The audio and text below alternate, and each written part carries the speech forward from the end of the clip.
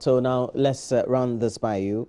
Just on Sunday, the UN marked the International Peacekeeping Day, and we know that there are many peacekeeping operations now resulting in the deployment of many civilian as well as security service personnel. And today, more than 124,000 military, police and civilian personnel are deployed in some 16 peacekeeping operations on 4 continents. We know our country. We take part a lot. And Ghana has 2,886 police and military officers serving as peacekeepers all over the world. Ghana actually is the 10th largest contributor. The 2016 International Day of UN Peacekeepers, as marked, was under the theme Honoring Our Heroes. And the question we have to ask is Ghana really honoring her heroes? Last year, government approved a new peacekeeping policy which will require Ghana invest in its own peacekeepers, buy equipment and provide for their needs. It just means that you have to fund it, and then you'll be giving back your money. And so do we have the money to do it in all? And do we, as a country, plan for the next mission, so to speak, and how do we do it? We have in the studio Colonel Dr. Emmanuel Wekem Kotia. He is Chief Instructor and Academic Programs Coordinator, the Kofi Annan International Peacekeeping Training Center. Thanks for joining me, Colonel Doctor. Thank you very much. But let's look at this. It used to be Congo, then we're going to the Golan Heights, Sinai, etc. on UNIFIL peacekeeping in Lebanon, etc. Now we have a host of them now. Are you able to keep up as the armed forces and the various security agencies? Yes. Let me start by saying that peacekeeping has evolved over the years, starting from the early stages or early years. You know, immediately the UN was formed in 1945. They emerged the Cold War rivalry. That brought a very big division. So the collective security clauses in Chapter 6 and 7 of the UN Charter were not applicable because of the rivalry that emerged after the UN came into being. So as a compromise, the early stages were reminiscent of peacekeeping on the traditional peacekeeping rule, which was not actually provided in the Charter. So the provision on Chapter 6, Pacific settlements, was used as a substitute for that because it was meant to be a compromise between the P5 especially, or the various blocks, so that peacekeepers would be deployed either unarmed or lightly armed peacekeepers. However, within those early stages, there was a difference. And that difference was the Congo operation. Now, the difference was that most of the peace operations were interstate conflicts, came as a result of interstate conflicts. However, there was one dimension to it. The Congo crisis was an interstate conflict. So that was an exception in the early stages, where a full force UN force was deployed in the Congo. Moving from there, after the Cold War, new dynamics came into peacekeeping operations. We moved from more of interstate conflicts to more of intrastate conflict, so that the dynamism changed. So peacekeeping moved from traditional to wider peacekeeping, to integrated peacekeeping, and multi-dimensional peacekeeping, which has drawn us to the present stage of complexity so far as peace operations are concerned. Well, you even giving us this very summary brings me a question to mind. Now that we have a lot more conflict within countries, unlike, well, within the Cold War setting when we had a lot more interstate conflict situation, how has that really changed the way peacekeeping is undertaken? Peacekeeping has become more complex. It is no more like a frontier between one country and another country in the interstate era. It is more conflict because the belligerent forces are from within the states. And then we could have a collection or a number of belligerent forces within a state, and you could have the government forces. Liberia is a key example. At the last count, Liberia had up to 20 factions. Now that makes it more complex. At a stage, you could agree on a ceasefire, with a number of factions that you might have counted within the country. Now, at the end of it, you want a ceasefire to be enforced, then you will have a new faction coming up that will really collapse the ceasefire agreement that has been secured. So it has made peacekeeping more conflict. That is the reason why the UN, after some time, decided to set up this high panel that submitted its reports last year during the General Assembly, which is normally called the HIPPO report. And the HIPPO report addressed the current and emerging complexities and challenges of peacekeeping. Now, if you look at the HIPPO report, there were 4 major dimensions, shifts, so far as peacekeeping operation is concerned. The first is that UN, as part of the establishment of peacekeeping operations, political underpinnings must be included. It means that the UN must be involved in peacekeeping politically from the beginning to the end. Formally, the UN activities are limited to the post-conflict and reconstruction aspect of peacekeeping. That is virtually at the end of the peacekeeping operation, or getting closer to the drawdown of peacekeepers in a particular conflict. Now, another shift is that the UN peace operation should be a little bit flexible, so that when there are changing trends within the theater, then the operations can be changed to meet those dynamics. And I'll give you a classical example. For instance, you may secure a ceasefire for troops to be deployed for peacekeeping operation. And when you secure a ceasefire, it implies that generally the various parties to the conflict have accepted that they should lay down their arms for the intervention of an international force. Now, it also implies that the peacekeepers do not necessarily have to be well armed, because already the factions have agreed that there should be a ceasefire. Now, what is happening in interstate conflict, the complexities and the complexities happening in interstate conflict is that sometimes the peacekeepers can be deployed and they can be a relapse of the war. Ceasefire can be. Now, if peacekeepers are not flexible so far as their equipments and their training and deployment briefings are concerned, we're going to have a problem. So you need to be ready for rapid deployment. You need to be ready for force action. You need to be ready for an enhanced rules of engagement. So it means that you must be well prepared for such an operation. I've been to Liberia twice, and we know it's a post-conflict situation. Yeah. They've held elections twice, and as a result of the period, and I went within an electoral or election period and thereafter. But there was a disarmament process that took place. It should have been over by the time that the elections were taking place. But during such situations, we witnessed that people still had weapons in some respect, and the U.S. Operations had personnel who were holding arms, some were not having arms, so to speak, and sometimes they had to restrict themselves as to if people were shooting, not to reply back with a lot more arms and things like that. How relative is that, or how different is that from a conflict situation in itself if you have to manage peacekeeping operations? A post-conflict situation and then a situation where it's a conflict situation, but you still have people in both scenarios having arms. Sometimes it's very difficult to draw the line from moving from one phase, that's conflict resolution, conflict management situation, into the post-conflict situation.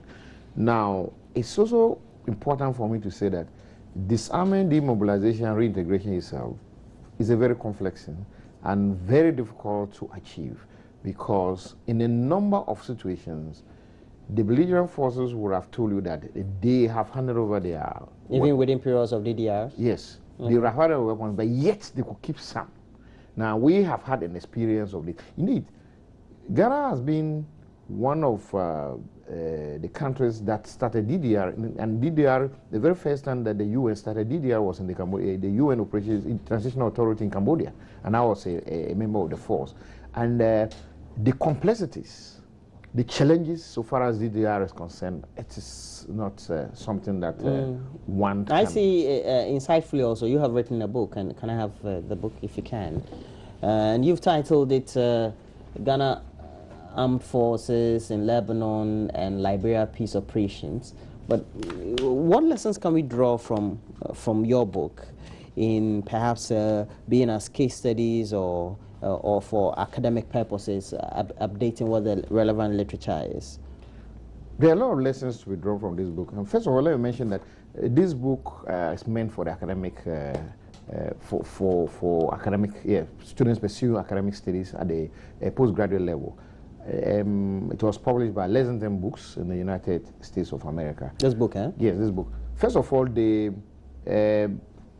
have been few or relatively non-existent of books that have made comparative studies so far as Ghana forces are concerned between two peacekeeping operations. There have been a number of books that have been written by individuals on some specific operations, but this book analyzes and makes conceptual analysis so far as the peacekeeping operation in Lebanon are concerned. The book looks at the similarities and then looks at the differences so far as those peacekeeping operations are concerned. There are various lessons that have come out of this book. First of all, it is important for peacekeepers to understand the dynamics of conflicts or where they are going to be deployed.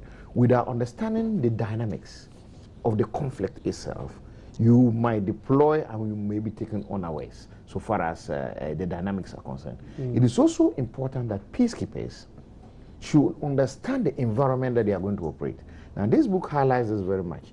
Now, that environment means that what preparations do we make before we deploy?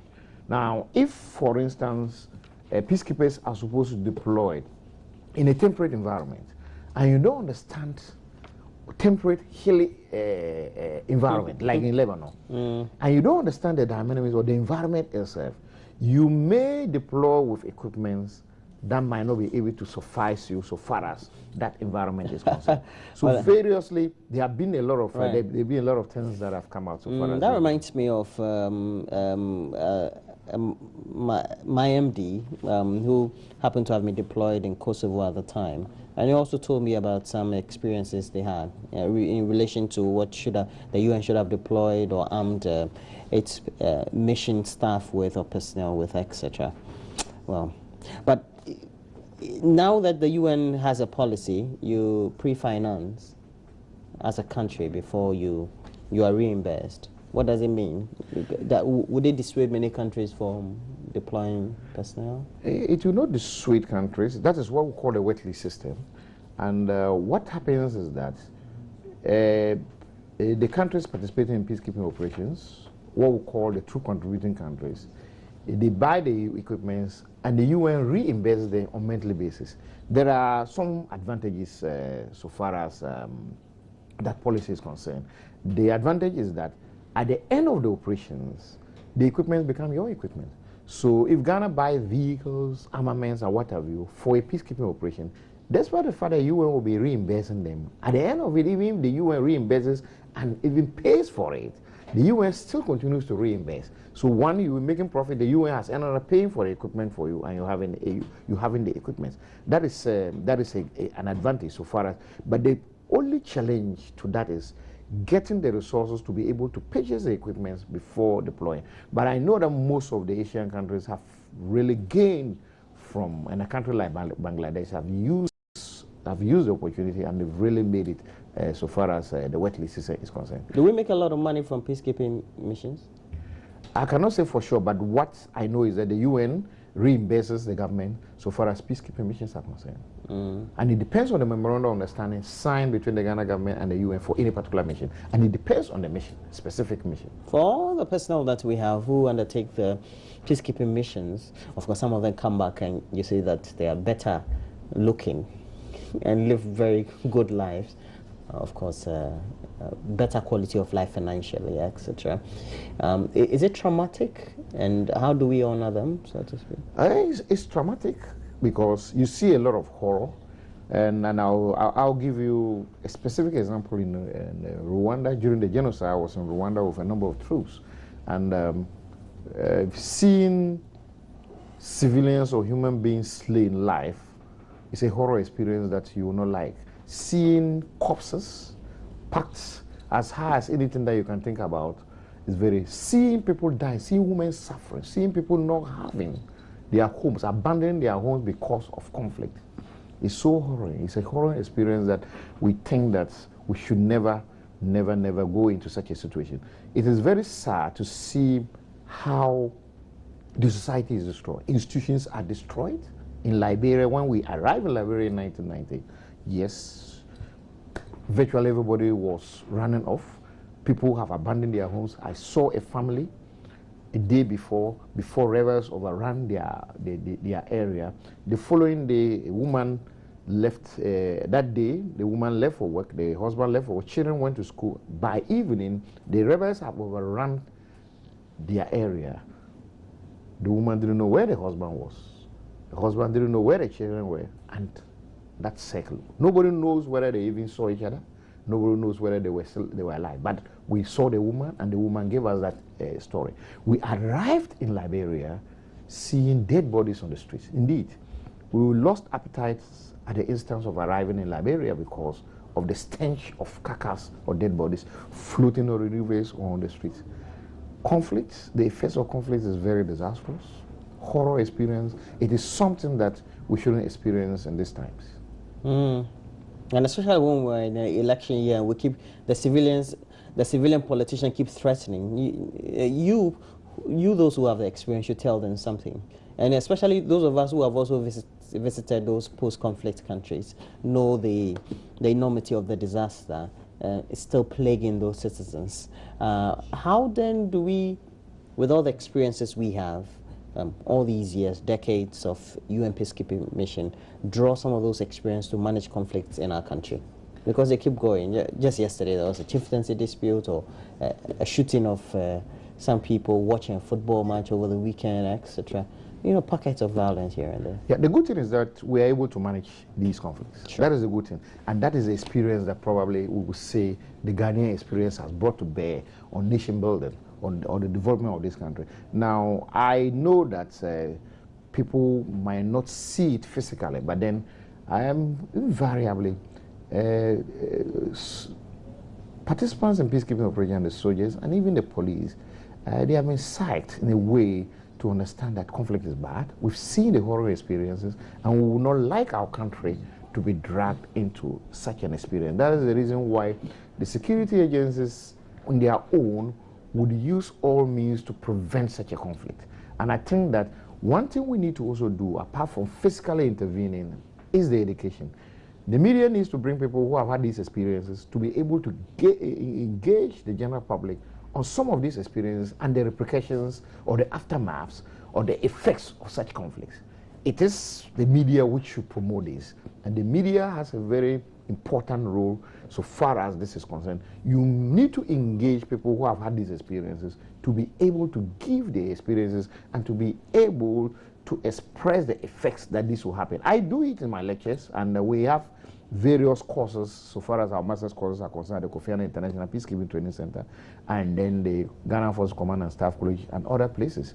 The Kofi Annan International Peacekeeping Training Center indeed runs a number of programs, short programs, that helps to mitigate. Unfortunately, it is meant for the whole continent, so the vacancies that are allotted are minimal. But in most cases, when some of these vacancies are allotted to the journalists, they do not come. That is unfortunate. What we want, I'll come. Yes. So who will take you on? No, that'd be great. Okay. But you've given us great insight into peacekeeping missions, etc. But going forward as a country, how do we plan in such a way that we structure our security or our missions in such a way that we involve a lot more civilians? We know that we already involve them, but bring them a lot more in for them also to have insight into all the things that You mean the training or what? No, participation. Participation in what? Peacekeeping? Yes. No, peacekeeping, the deployment of peacekeeping are in different phases. We have different components. We have the military component, we have the civilian component, and the police component in any peacekeeping mission. Now, it is the responsibility of you to employ those who form the civilian component. It is not the responsibility of the military to employ the civilian components of where the UN is concerned. We have a number of Ghanaians serving in various UN missions as civilians. The UN will make a request so far as the form units and military observers and the staff officers concerned for the military. They do the same for the police. So if you are not serving as a military officer, you will not fall into that category. If you are not, if you don't serve, if you are not a police officer in that category, you know for. But the civilian aspect of employment is the responsibility of the UN or the regional organizations, say the AU or ECOWAS, and they have a way of recruiting, and they do it. And we have a number of Ghanaians in most of the missions that we have served. There's no mission that I've served since 1987 where I've not met a Ghanaian. I've met a collection of Ghanaians doing very well. Some who have risen to the very top in their various fields. So beyond you doing the lecturing in the KAIPTC, how do you also contribute to perhaps education, and then also the continuous information given to the various countries who participate in the UN missions? We also organize a number of workshop seminars, colloquiums. You travel? We travel a lot to deliver lectures and what have you in the various places so far as peacekeeping is concerned. And we attend a number of conferences to discuss some of these issues. I must also inform you that in 2012, the Kofi Annan International Peacekeeping Training in particular organized a colloquium on the security of Ghana's elections, and we invited all the political parties. We intend to do that again this year, and it was the impact of it was very enormous, and a number of people felt it was very educative, and I think Joy partnered us, and it was telecast live so far as on radio, and we're hoping that a number of media organizations would cooperate with us so that we'll continue to preach the message of peace so that our country will be secured before, during, and after the elections, as people are very worried about those situations. Well, thank you very much, and thanks for passing through the studio this morning. We've had in the studio Colonel Dr. Emmanuel Wekem Kutia.